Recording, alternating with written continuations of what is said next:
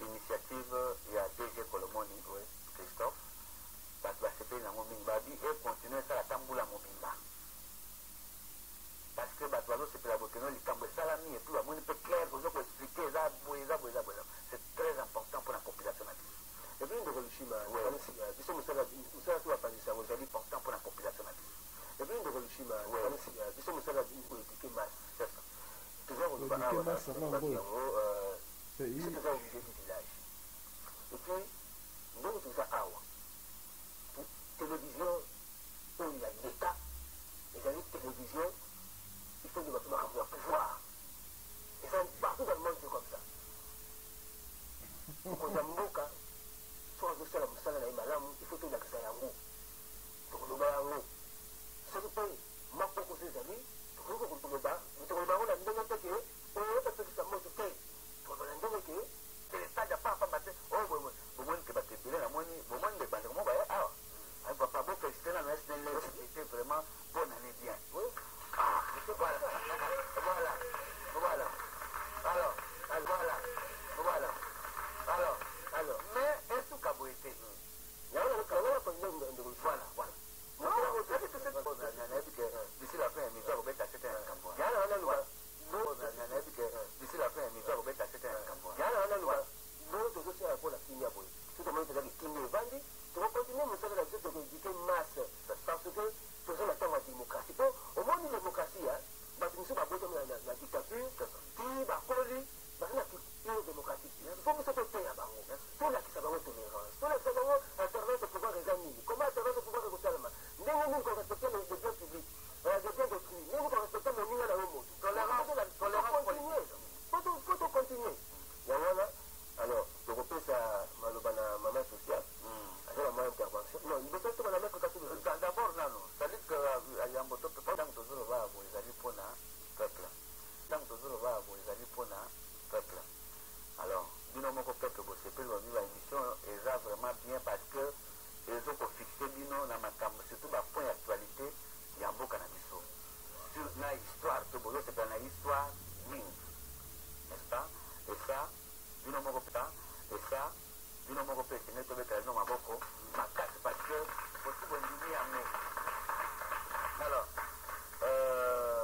maman Carole Akito, Azola Kabiso, vous voyez que je suis dans Kamba, Société nationale d'assurance, Azali Moissi, moi Naboyo Massinga Mwande, na Kanisa. Alors, Akito, parce que comme il faut la baboua, Akito, Angele Namio, Angele, Kenabe, Kede, Obama, na Patlika.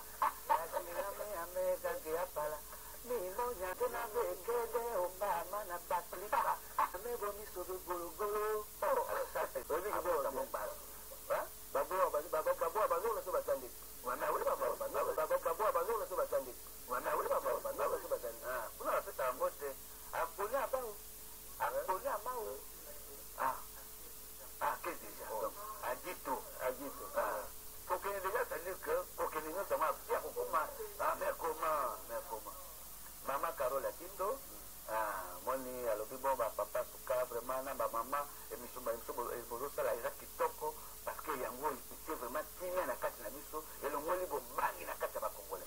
Ça c'est quelque chose de ça c'est quelque chose de alors donc c'est ça. Alors donc c'est voilà.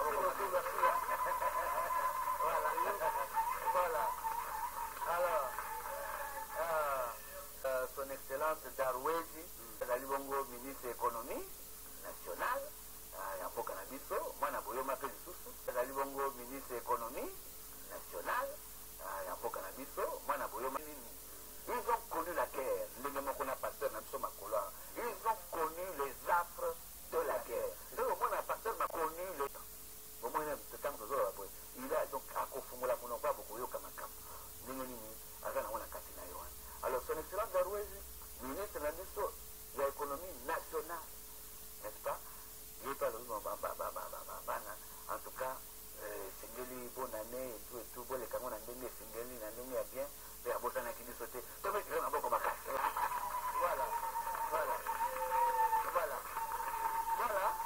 Merci. Alors, donc, ça, tout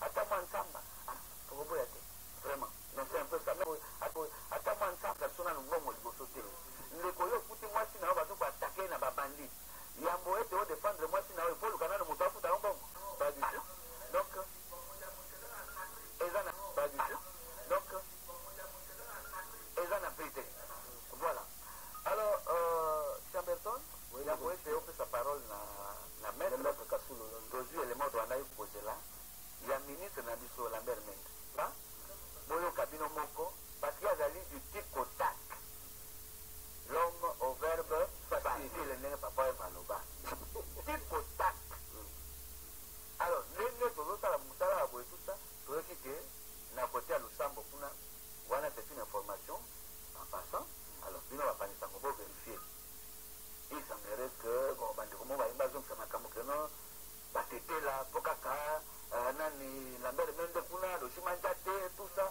abi baza batetela baza batraite traite mpo na nini mpo tolobi no bon écoutez tala histoire ya mboka yango oyo tala mazitoli traite mpo na nini mpo tolobi no bon écoutez tala histoire ya mboka yango oyo plus makambo oyo ezonga su te ndenge esalamaka na 60 na mbula boye tout ça ekomono baza batraite donc na mboka ya biso tokoyeba vérité te na mboka ya biso tokoyeba histoire te baluba na batetela na kote bomeka koverifie likambo oyo tolingi eloko te parce que même avant élection na oyo batambolaki na limité bamonaki bacombattant soki babombattant bazalaki kotambola wana bamosusu batiaka banderole mibale mais ntango tolobelaka yango mbala moko balimwisa yango bakoma balobi soki Joseph Kabila aleki soki candidat numéro 3 aleki Joseph Kabila soki aleki na baélection bakoma balobi soki Joseph Kabila aleki soki candidat numéro 3 aleki Joseph Kabila soki aleki na baélection kasa les deux kasa bakokata yango ekoma pays à part un état dans un état n'est-ce pas mais boyebi ke ndeko moko abandali pays baanda kobimela wapi tolingi biloko donc bozomona ke bamwa bitulutulu ezosalama banyamunyamu oyo tout ça c'est-à-dire eza na baplan moko toujours ya kobalkanize mboka Congo ya kobalkanize mboka Congo Mobutu Mobutu a répété ça les sécessionnistes c'est-à-dire bato bameseki kokatakata c'est-à-dire babazaka na projet ya kokata mboka Congo ndambo na mboka oyo ekosimba te alors boyoka bino moko Lambert Mende tikotak l'homme du tikotak c'est-à-dire soki likambo ezali atuni kaka mokonzi ya mboka atuni nani premier ministre bakonzi bolobi nini te papa sakola bango mekana kosakola po peuple azala na moneli te sakola alors babengaki na telefone azopesa batieka foto boyoka bino moko réponse ya mokonzi par rapport ya agression ya président ya Sénat papa Kenwado tolanda. Le président du Sénat a été victime d'agression en France aujourd'hui. Oui, malheureusement, je confirme que le président du Sénat a été agressé à la descente du train, l'amenant de Bruxelles sur Paris, en gare du Nord, aujourd'hui, par un groupe de malfrats désormais bien connu des Congolais, le fameux combattant proche d'Étienne Tshisekedi et d'Honoré Nganda, qui terrorise tous les Congolais qui passent par la France, la Belgique ou la Grande-Bretagne. Et quelles sont les mesures prises par le gouvernement congolais par rapport à cette situation? Dans cette agression connue, le ministre des Affaires étrangères a convoqué l'ambassadeur de France, bien que ce soit un jour férié, pour lui dire notre indignation, le choc que ressent le gouvernement congolais, le président de la République, face à une telle lâcheté, face à la perpétuation de telles agressions qui ne font que se répéter impunément pendant que tout le monde s'acharne pour soi-disant condamner l'impunité en République démocratique du Congo. Voilà que depuis plusieurs mois, plusieurs mêmes années, des groupes de gangs, de malfaiteurs liés à M. Tshisekedi et à M. Mbanda opèrent impunément contre les officiels congolais, contre des musiciens congolais, contre des pasteurs congolais en Europe. Nous avons donc eu cet entretien avec l'ambassadeur de France qui a reçu notre vive protestation et nous a assuré du fait que la police était activement à la recherche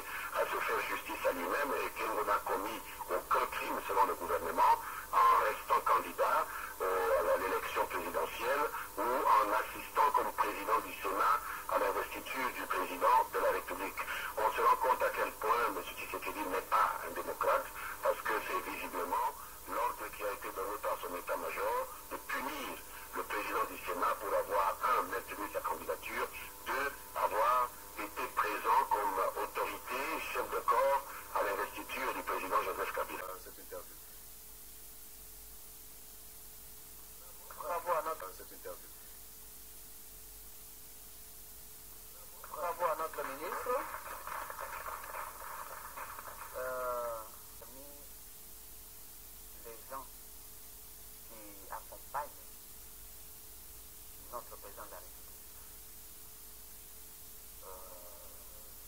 je dirais de façon courageuse, hein, des gens qui méritent, n'est-ce pas, de jouer un rôle important dans notre pays, autour du chef de l'État. Donc, vous voyez qu'il y a été 15 personnes au Mokonzaluka. Car là, on va la perdre même pour la date de la carte. Donc, voilà, le Bambi, ministre économie, voilà. Pour mon avenir, santé déjà, ministre économie déjà, tout ça. Voilà un peu ce dont nous avons. Nous avons besoin de gens courageux. Parce que comme tout le monde a besoin, non, comme ma femme est en Europe, comme mes enfants. Et c'est pourquoi, comme tout à l'objet, c'est le pasteur, comment il s'appelle, Boaner, Kateke, à l'objet. Parmi les critères, il y a tout le pauvre, aux la ministre.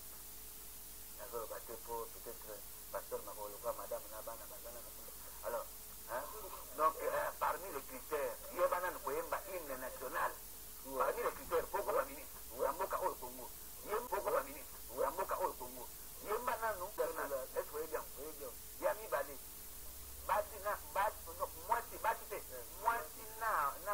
bien bana. Baza, que mon Konjamboka Congo, Joseph Kabila Kabak, que mon Konjamboka Congo, Joseph Kabila. Na moitié, maman, on est de Kabila. Bana, la bango, Azotanga. Na moitié, maman, on est de Kabila. Bana, la bango, Azotanga. Maman, on est de Kobota, Awa, maman, on est de Kobota, qui a fait à Koupakité. Ceux qui sont malades, ils se font soigner ici et ils n'en meurent pas. Les soins appropriés, il y en a aussi. Alors, tout ça, la fait effort, ceux qui vont marcher, ceux qui vont parler, tout ça, l'effort, on peut dépenser, tout ça, va parler, et il y a Awa. Ma bête au malade. Voilà. Alors, n'écoutons pas.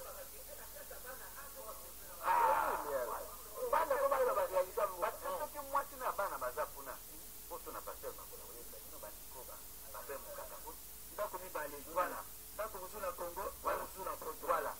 Et puis, il que Kuna, par exemple, la condition, il faut argent de poche. Chaque jour, donc, il faut Tindaka. Pour ceux qui sont les réseaux pour cater. Ceux qui sont les réseaux pour cater, à voter la mine. Ma papa n'a pas l'État. Et puis, Moutandeng, pardon, papa, Moutandeng, ceux qui sont dans ma cambo, Lambert Mende, vous venez à l'Obia. Son excellence, Lambert Mende, ministre de la communication et médias. Vous venez à l'Obia.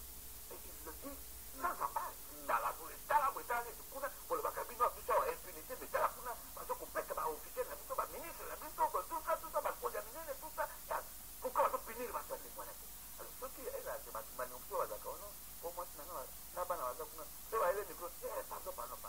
Non, aujourd'hui, la santé n'est pas, pardon. Non, aujourd'hui, la santé n'est pas. Ce pays ici a besoin de courage. C'est très important. Qu'est-ce que ce pays ici a besoin de courage. C'est très important. Qu'est-ce que la courage, dénoncer le mal, et puis pour rechercher le bien. Alors, tu répètes à Malobata, il y a le Rolabis au maître Kasulo, moi, je suis allé. Oui, il y a une révolution, mais je suis allé à Fouillava. À Fouillé, le Kadam se quoi, il a évité maître Kasulo. Toujours fouiller tout ça. Toujours pour fouiller, maman, Angèle, tout ça, parce que tout le monde, nyamou, ma raison, nous, sur la diablonne, pour bon, bazo, canne la mer, bip, bazo, canne la moutou,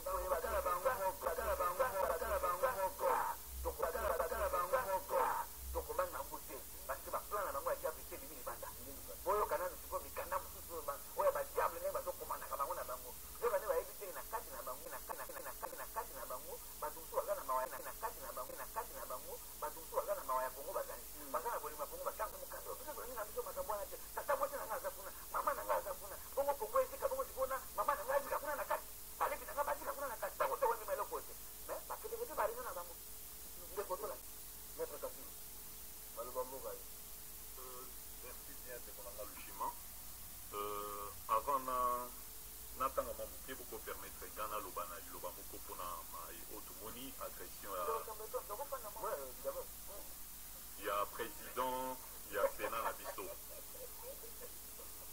Ce n'est pas normal. Ce n'est pas normal et ça me fait très mal que représentants d'une institution nationale démocratiquement implantée dans notre pays soient agressés en France. La France de Charles de Gaulle, la France de Jean-Marie Le Pen, ça me fait très mal. Je voudrais m'adresser aujourd'hui à l'ambassadeur de la France qui ne puisse pas s'arrêter aux déclarations ou aux intentions. Il doit poursuivre. J'ai de la peine de l'entendre sans citer les noms des agresseurs. Il a juste survolé la question. Comme si ce n'était pas important. Comme si ce n'était pas important. C'est une personnalité d'honneur. M. Kengo a été il y a peu décoré par le président Nicolas Sarkozy, un peu décoré par le pas n'importe quoi. La France, c'est un pays de la vieille démocratie. Nous voulons, c'est un pays de la vieille démocratie. Nous voulons avoir la preuve qu'en France, il n'y a pas l'impunité. Monsieur l'ambassadeur, ne vous arrêtez pas aux intentions, aux déclarations d'intention. Nous voulons là. Autozon la kiko na epa na biso to lobatiko yo. Yango na nalingi na lobatiko yo. Nalingi na senga pe papa ministre affaires étrangères parce que wana eza mosala na ye. Tozomona neti ke baambassadeur na biso bazosa mosala te. Il faut abenga nano à l'ordre ambassadeur ya Londres, ambassadeur ya Belgique, ambassadeur ya France. Baya nano awa, baya koyebisa biso bafretani. Ambassadeur misa bafretani. Ambassadeur misa toana baya nano. Bayebisa biso, bapesa biso, ba identifier ba recensement ya ba Congolais o baza kuna. Otoyeba banani oyo bazali ko agresser, zo agresser bandeko na biso, baza ba Congolais te, baza na ba passeport kuna. Va saisir police ya kuna eta msala na bango. Soki ezali ya solo bandeko na biso, bazali koyebisa biso soni kuna. Bazwa bango par biso soni kuna. Bazwa bango par méthode ya extradition, bakoki ko extrader bango awa, baya kozamba. Ba répondre na ba acte na bango. Tozali koloba ezali makambo na biso ya kati. Ata ndenge tomo na biso ya kati. Ata ndenge tozoloba makambo ya de Sénat. Aza n'importe qui te. Wana na droit balobi à l'état seul la force coercitive. Doti komo na mutu. Azo tambla na revolver. À la kitipe yango.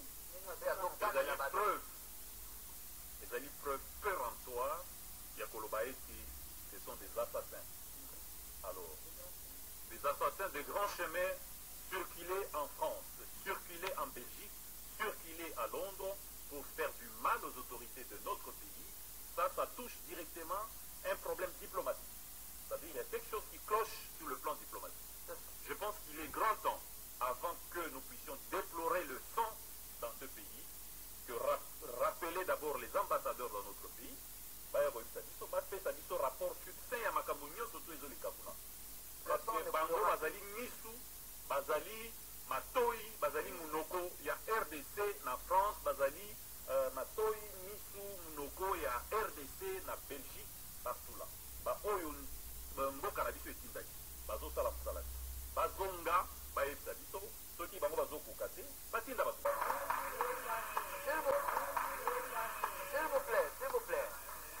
S'il vous plaît, tokolo bateke baosala musala te. Bazosala musala. Soki na musala oyo azali kosala. N'est-ce pas? Oyebi ke neti na États-Unis tokolo bateke mpo lokola attaque ya 11 septembre esalamaki, le musala, le sécurité esaka tu musala te. Non. Musala ezosalama. Mais soki eloko moko boye, phénomène moko boye,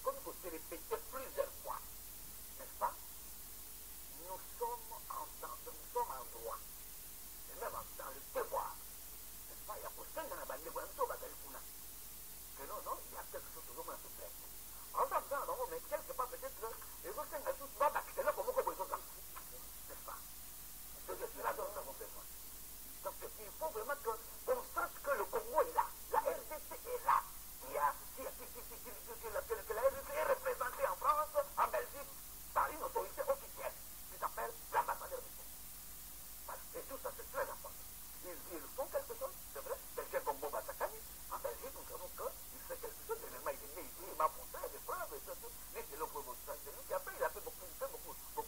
Mais seulement, je le dis que maintenant il faut faire plus. Maintenant il faut faire plus. C'est très important. Il faut travailler un peu plus. Maître Kassoulou. Merci bien. Nabosana Kimboka Moko, Izali P Suisse. Na Suisse P Tozali Koyoka Nunu. Na Banzi et Bandekonabiso, vous qui avez choisi à vivre ailleurs comme deuxième nation, parce que Tozali P na Babaya, Banabiso, Mambo Kanabiso. Ce qui aura un point de vue na you, ba voix légale Ezali, Oyokoki ko exprimer ba voix na you. Mais Okoki jamais ko agresser nous. Okoki jamais ba voix na you. Mais Okoki jamais ko agresser nous. Wana Tozali ko peta sete. L'état de droit est sengieti Ozana Likambona Moutou, kende devant justice, bapesa yo, bapesa ba réparer droit na yo, bien ba pesa yo oyi sengeli kozala na kopeta nini oyo omoni ntina bachaine mosusu kuna na poto balakisi bake kozwa badiru oyo bamajuriste oyo époque ya badate civile na deuxième république balakisi kuna bitala ndenge na rdc ndenge maya moto sutabwe mpe eza na mwa couleur na mosali to elongwa ifokendeka mpe eza na mwa couleur na mosali to elongwa mpe eza na mwa couleur na mosali il faut expliquer ça. Alors donc tolobi boye vous avez dit que même le 26 novembre, sur une campagne musicale, bateau va tenir qui va se mettre au Makasaba. Bangongo Konde, une campagne musicale. Bateau va tenir qui va se mettre au Makasaba. Bangongo Konde Baboumi. C'est ça qui nous va. Le 26 novembre, on a une campagne électorale présidentielle. Toujours au Kinepo Naboyamba, candidat va outil na campagne. On va dire qu'il y a un candidat numéro 3, candidat numéro 11, tout ça. Mais il y a un candidat numéro 11. Parce que mon boulot l'Angela, pour ça, on a une pomme à titre des amis Kabiso. Mais il y a un bâtiment. Même les Kalba, voilà, on est soigné à Bakouf. Parce que mon boulot, et pourtant, partout, on a Basoda Bazaki na Bamote. C'est mon film Bazaki na Bamote. Mais Basoda Oyo, un balataki civil, mais un commandant bien formé. Na soda moko azaki mpe civil ya te azaki pembeni na talaki alobi ndenge amonaki bato wana civil bazokota bazokoeskalade mur alipango wana mur eza molai baomoni bamapango eza pembeni ya poma tetwane ezaka bamur milai mais ndenge baeskaladaki alobi na ifo ezaka kaka basoda efede militaire. Alors yango wana bandeko balobi boye na ndenge oyo bazoloba oh non, bazo boma batu. Mais bango moko nde bazo boma batu. Banani babomi pasteur Kibanisi. Bazwi mutu batuti na mabanga. Bazo la kisebembe ya mutu. Même ata mutu apa bazo la kete parce que mutu venane na mabanga. Enye fuki. Alors sikoyo ndeko yokolo banangai ke. Bino nde bazo mala. Bazo nde bazo mala. Moi si azeni pour la Mbujimai. Azo que ne pas a que ne voter. Elle va attaquer. Je ne suis pas paniqué. Et ça vous appelez ça? Vous trouvez ça normal? Un policier va se baser le moment qu'on est battu. Quoi? Parce que la gagne. Alors, banane bazoboma. Bango bazoboma, mais bakozwa yango batina bikongo. Depuis 1960, policier qu'on a créé yango ya lokuta. Bakosela lumumba makambo. Lelo lumumba documentaire dimi, zokande ezaki nango bongo te. Lumumba na mindele te, lumumba bengele. Lelo lumumba yo azoloba. Nous les blancs, on a besoin d'être. Lelo vérité dimi. Alors, Neko, je vois ce que vous avez mis balai pour Tokoba. Peuple congolais, tout la musique. Bango bazo boma bazou, mais bazo doit bateau, bazo boma, bazo tena mu Congo, et un gouvernement congolais. Ce n'est pas normal. Oyo Eutin Afrique du Sud. Vendredi 30 décembre 2011, 10h38. Oui, pardon Deko. Merci Mingi Nandeko, salut monsieur remarquable. Vous montrez que le mao est ministre de la musique politique. Date va comme nous 1er décembre 2012. Donc comme on a décembre été, ça s'appelle Lapsus Calami, n'est-ce pas? Erreur Yabokomi. Alors donc va changer, va côté on a 1er janvier parce que Zaki Lomi. 1er janvier 2012. Voilà. Merci Ming. Maître Kassoulou. Merci Ndégonanga Lushima. Vendredi 30 décembre 2011, 10h38. La diaspora de Cap Town propose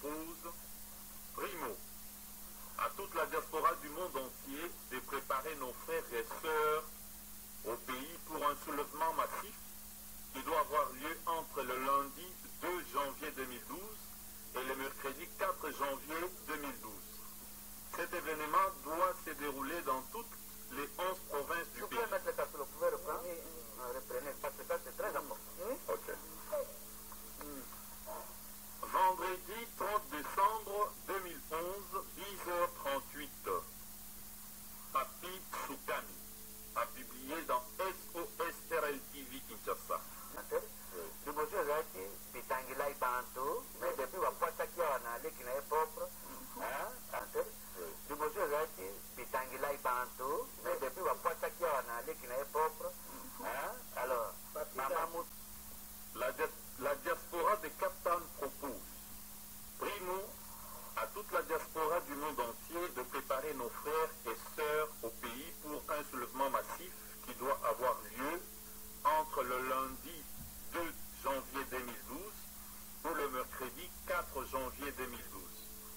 Cet événement doit se dérouler dans toutes les 11 provinces du pays pour réclamer le départ immédiat de Hippolyte Kanambe et son régime sanguinaire. À notre avis, les gens sont déterminés au pays à se soulever contre le régime de Kanambe. Mais si les mots d'ordre, la motivation peut venir de la diaspora, cela sera un grand avantage, car Kanambe doit nous laisser maintenant tranquilles. Par ailleurs, nous demanderons aux combattants des États-Unis de pouvoir prendre des précautions auprès des institutions américaines pour que ces dernières puissent appeler la MONUSCO à tout faire pour protéger le peuple congolais au moment du soulèvement massif dans toutes les 11 provinces. Nous estimons que des actions doivent se tenir dans la diaspora ainsi qu'au pays en avant que nous nous préparions pour commencer à accueillir les ambassadeurs dans nos pays de résidence. Secondo, ceux qui ont des familles militaires au pays, de signaler aux vôtres que dès que le gouvernement du peuple démocratique, les ministères de la Défense, les chefs d'état-major fera appel aux fils du pays pour défendre la République, la diaspora se charge de la paye de tout le militaire et de la paye de tout le militaire et police.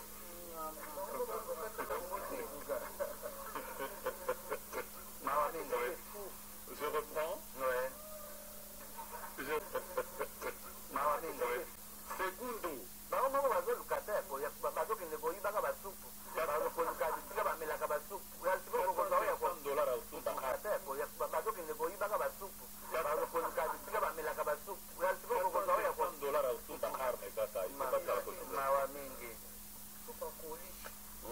Segundo.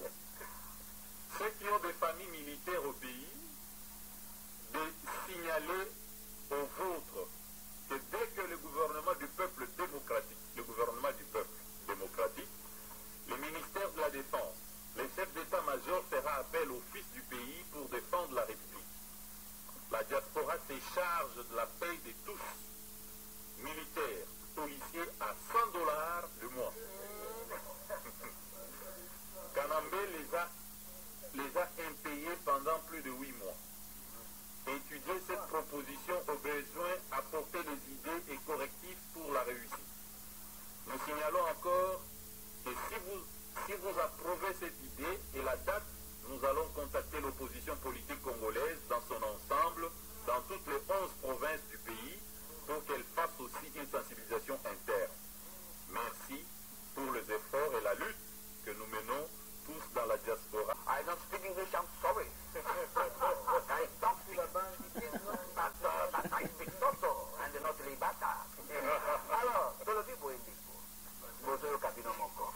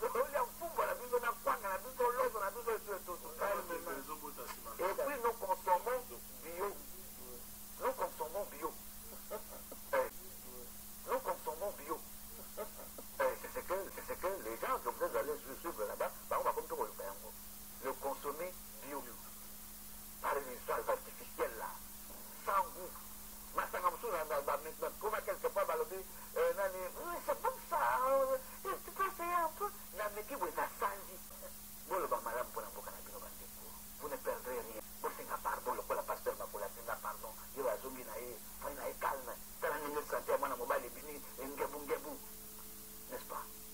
Alors, pasteur Makolo, au souhaitait que tout le temps, moi, l'équipe, tant que nous sommes comme Gokima, pasteur Zouana, nous ma parole, tous les bananes combattants, on va bien un combattant Zanani. Oh, le lot va dire, Congo va parler, mon Kojapo, Kanabé, n'est-ce pas? Yo, il y a une histoire, il y a ma cambo, parce qu'on a la Kina Bango Kuna. Ah, Ndeko, Toyo Kanano, pasteur Makolo, Kotamoya. Mimi d'abord nakumisi Nzambe mbula ya sika. Nzambe abateli biso na mipepe nyonso ya satana po abateli biso na mipepe nyonso ya satana po soki moto lokola ngai nazoya na émission oyo nazoya na émission po makambo tozoloba awa ezomema kimia. Amen. Amen. Pe eza komema bato na boza koloba solo oyo ezofungola bato miso po soki solo eza soki bato bazali kati na molili mboka ebebi histoire ya mboka ebongi bana mboka bayeba yango nalandaki mikolo eleki bamosusu bazoboya baloba histoire ya mboka. C'est une erreur parce que même ata yo moko ndenge ozali wana yebaki obotamaka mokolo moko okoli obali oboti bana ti mokolo moko okokufa vi na yo lokola moto vi na yo. C'est une histoire. Donc soki ozoboya baloba histoire eza malamu te po histoire ya mboka oyo ebandaka mokolo moko mpe histoire ya mboka oyo ebandaka mokolo moko mpe ezokende. Toza oblige biso ya temple tolobela yango po tokotika mboka kaka na maboko ya bapolitisien te tokolobela yango po ezali mboka na biso banso wana eloko na liboso. Me nalingaki tozwa kimia po tosolola makambo na kimia bato bazolanda biso basoso bomoko na mboka. Soki bandekage oyo ya bamama bazofutaka image na yo ya liboso image oyo epesi ngai esengo mingi parce que ezolakisa la réalité africaine. Omoni bato batanga na littérature africaine bakoyeba ke na littérature africaine il n'y a pas d'art pour l'art. yango wana batindi déjà pasteur Makolo. Chaque objet d'art en Afrique ezalaka toujours fonctionnel. On crée l'art en Afrique pour une fonction donnée. Alors tango ozomona bamama motoba moto na motute na ye liboka eza moko eloko nini batutaka na liboka bamosusu masangu bamosusu militaire bamosusu loso tout ça. C'est-à-dire que elingi koloba nini en réalité motute na liboka ezali industrie oyo ekomema biloko ya kolia ekomema esengo kati na motute na liboka ezali industrie oyo ekomema biloko ya kolia ekomema esengo kati na bato. Me bato oyo elaki soki bolingi kimia ezongaka ezala kati na mboka esengo ezala kati na mboka kotonde ezala kati na mboka affaire libumu oyo bana Kinshasa tozoloba awa po bazotuta masangu loso soki makemba po epesa esengo na libumu. Mais pour que esengo ezala na libumu bato ifo bazala na bomoko. Nalingi na relever le fait que pour que tozala na esengo pour que tomona social pour que tomona elonga pour que mboka na biso ekende liboso bomoko. Pourquoi nazoloba likambo na bomoko? Parce que bino nyonso boyebi nazalaka na parti ya Léon Kengo Adondote. Il n'y a pas longtemps, j'étais allé relever contre ye makasi par rapport na ndenge campagne esalemaki ndenge baposition na ye ezalaki. Donc ngai ntango nazoloba awa nazoloba lokola motu moko naza sérieux le plus sérieux possible. Et soki nakei libanda bozongisi nga na nzela nakondima bino. Me nalingi naloba boye Kengo Adondo position politique na ye na ngai eze moko te. Je ne l'ai pas soutenu na ntango ya campagne électorale. Nalobaki yango je ne m'en suis pas caché po nga abangaka te. Ato oyo koboma ngai yaka boma ngai kola kumisa po soki nakufi na maboko nasabili nzambe nde moto apesi yo ngai nakufa. Mais soki nzambe apesi yo ngai te nakufa te.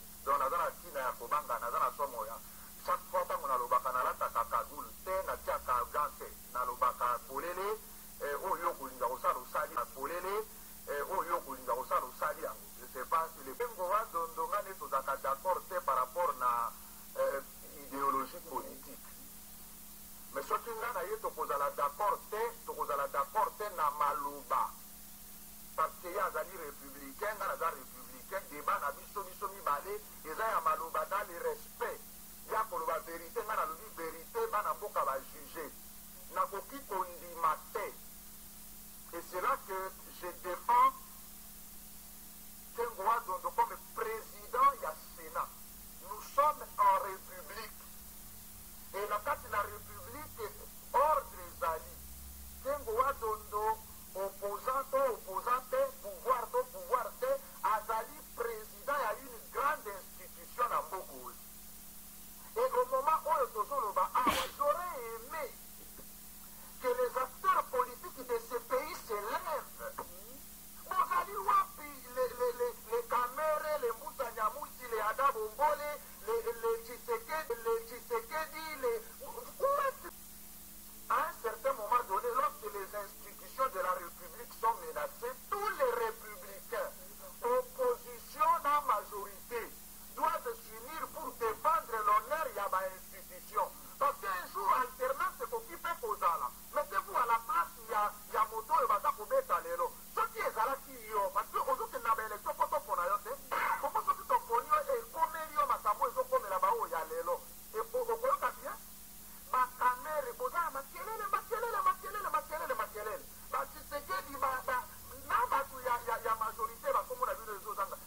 Levez-vous condamner ceci.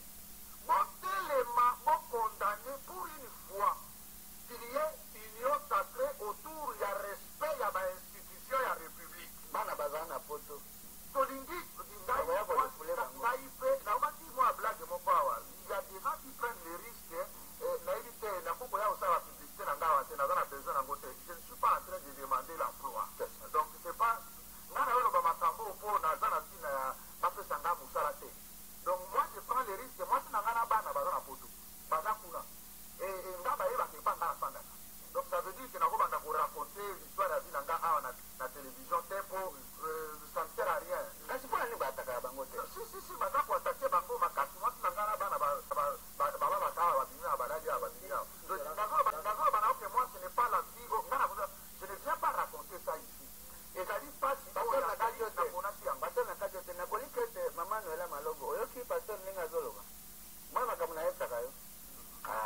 non, c'est-à-dire que non, c'est pas ça.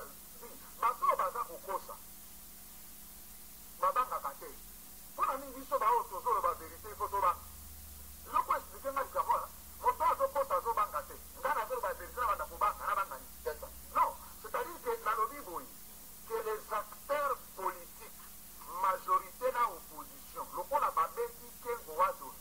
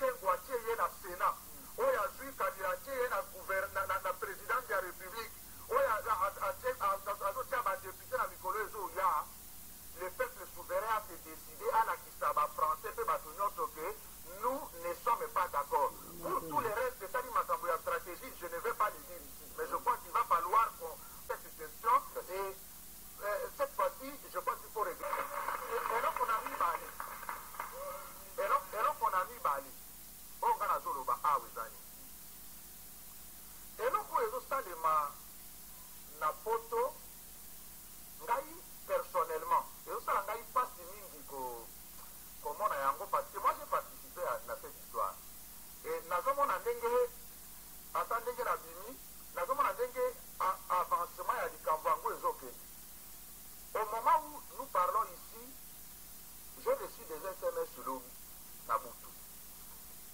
Ma SMS wana, et l'obi que, bateau, bateau, ça a dit, donc, on a des alliés, bateau, ya UDPS. Donc, bateau, ya Mbanda, Masangani, maintenant, na bateau, ya UDPS. Pourquoi? Parce que, Félix Tshisekedi dans la photo, bah, il était. Lisanga Bonganga dans la photo, bah, il était. Félix Tshisekedi est mon bazali, je crois, candidat quelque part na Kassai. Ouais. Azali même, il paraît que selon Dengue Rezorobama, Azali même est élu. Babesi était. On a dit, Roger Lumbala, qui Babesi Bango na photo. Pourquoi Léon Kengoa Dondo a Kende na photo Babesi?